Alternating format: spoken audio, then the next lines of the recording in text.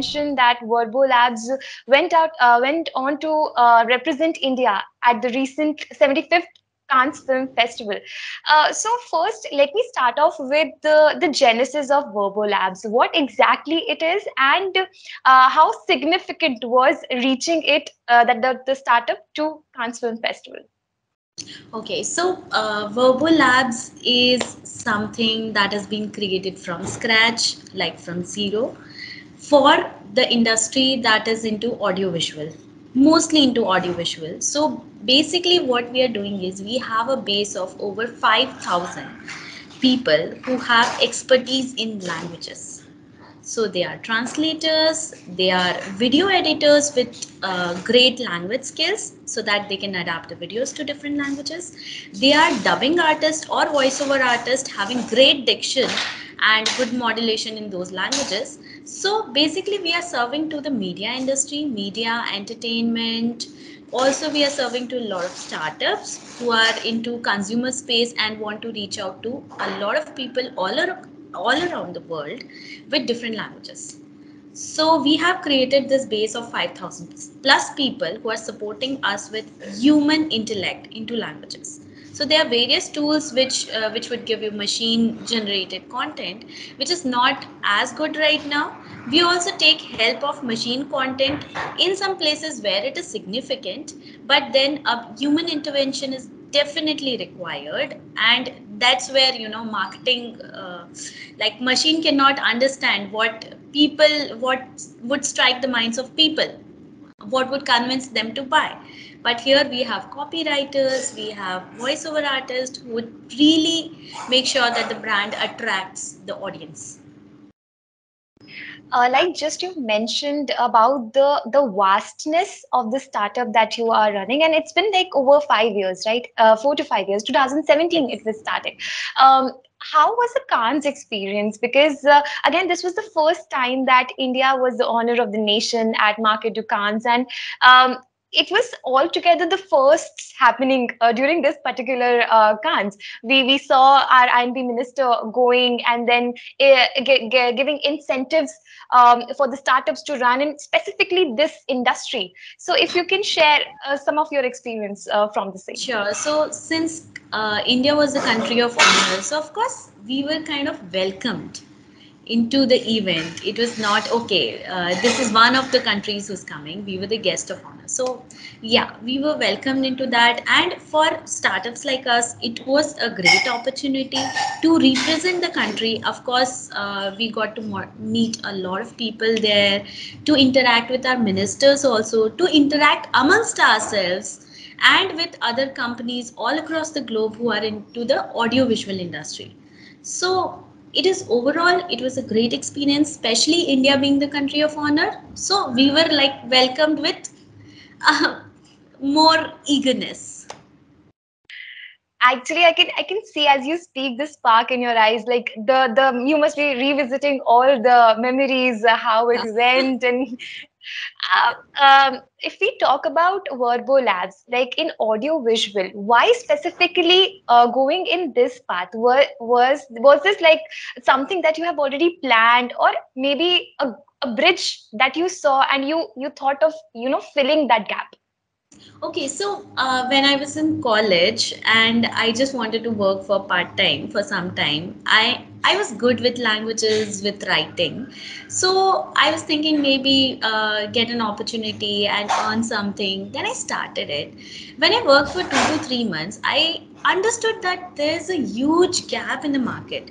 There are companies who are coming to the freelancing platforms to hire people to work on languages, and then these people are of course having their other jobs, and they're just doing freelancing for 2 hours a day, and they're not very punctual, not very sincere towards it. And even if they're sincere, like it's very difficult to get the jobs on freelancing platforms, because you have to consistently apply for them. You have credits, you spend the credits, then you buy the credits, then again apply, then you apply to 10 different posts or 10 different companies, then you get one.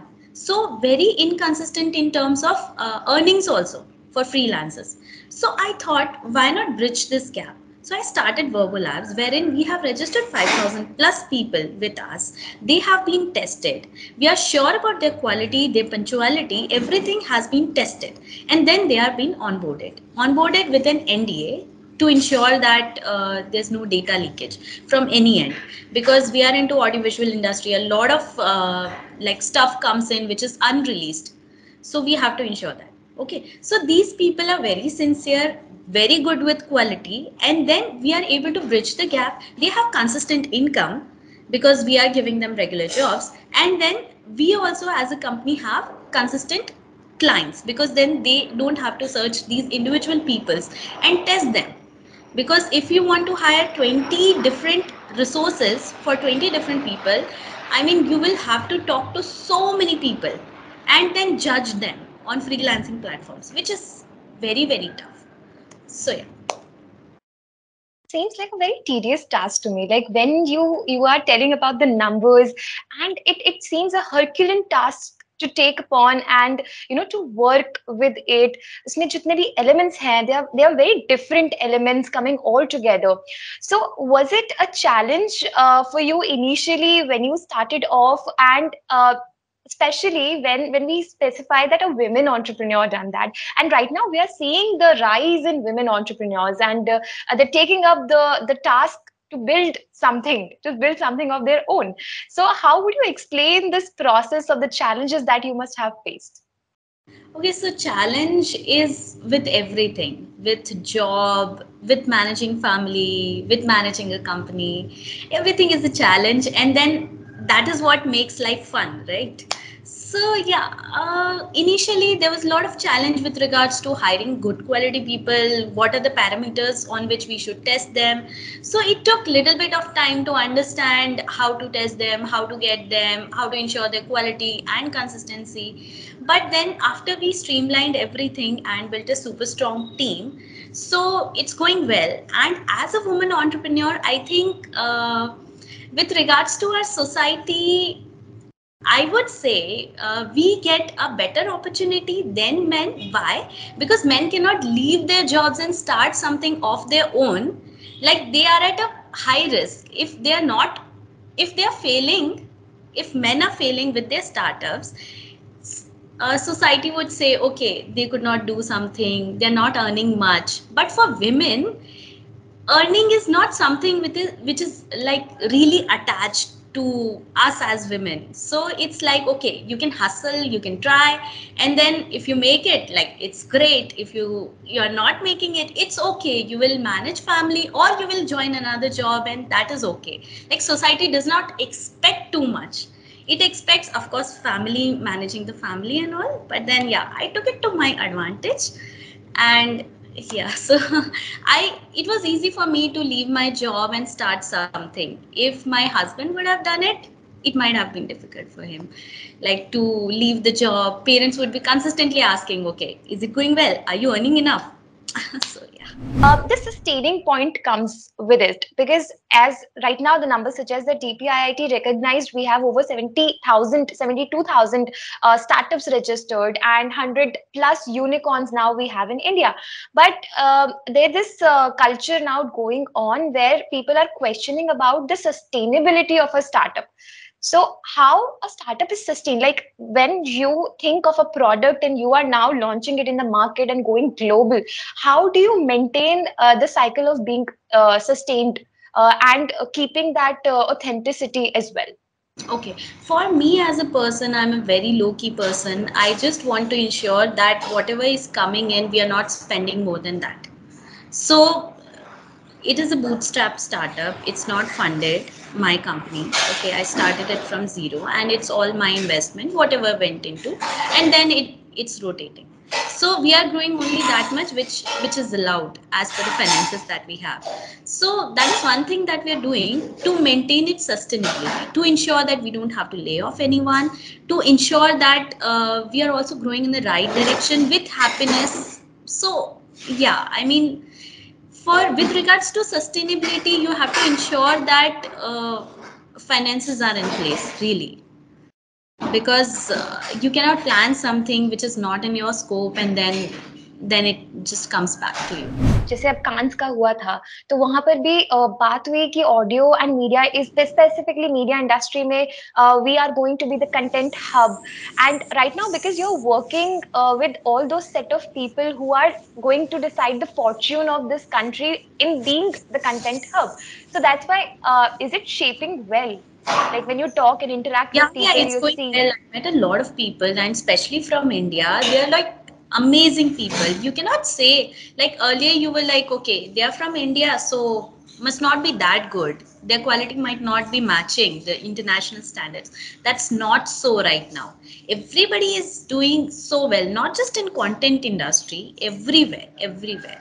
It's all like whatever we are doing is at the international levels. I was also reading that your company has gone global now. You have US clients, and right now, as we are seeing, that translation is we are watching. We are so much into Korean dramas, Hollywood movies. So, is that the internationalization into the Indian market is helping in any way? Yeah, yeah, that's helping a lot. A lot of Korean movies are being dubbed into Hindi, Tamil, a lot of Indian languages.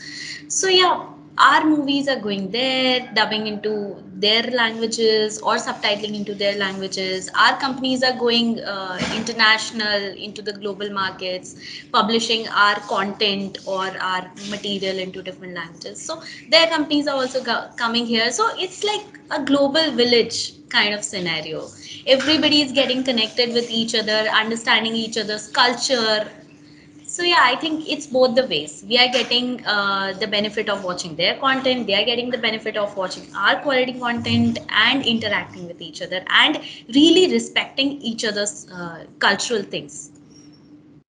So yeah, you are like bridging the gap between two things. You are in the middle, and you're Yeah. taking in, and then winding up everything and giving out. Yeah. That's so sweet. So, what is like in the conclusion? We'll just conclude this segment. And what is the vision of the company? Where you want to take it ahead in the next coming years, and how do you see it? Coming this far as well. Okay, so VerboLabs is already amongst the top 10 localization companies in India, and we really want to put our name in the global list by providing quality content. Of course, that's like key. Nothing else. So quality content is there, then everybody, all the clients would be happy. The audience would be happy understanding the content that we have delivered. And yeah, we want to be among the top leaders with quality. I think it is so subtle. The vision that you are putting forward, it is so subtle, it is so simple, and it is so straightforward. Yeah. Only the I just, path is a yeah. bit, tricky. How is it tricky? If you just enlighten. Okay, so to reach there, of course, we have to do a lot of things. We have to automate a lot of systems. We have started with some softwares. We have digitalized our data. We have we have to launch a software wherein clients can come in and then they can share the request, and it's all automated. It directly goes to the translator wherein they can provide the delivery quality content to them, and there is a QC step in between. So yeah, everything is planned and is in process, but when it is launched, then what are the revisions that need to be done into the system? So yeah, that will take a little bit of time. So that is the path that I'm talking about. You cannot reach like global levels so easily. So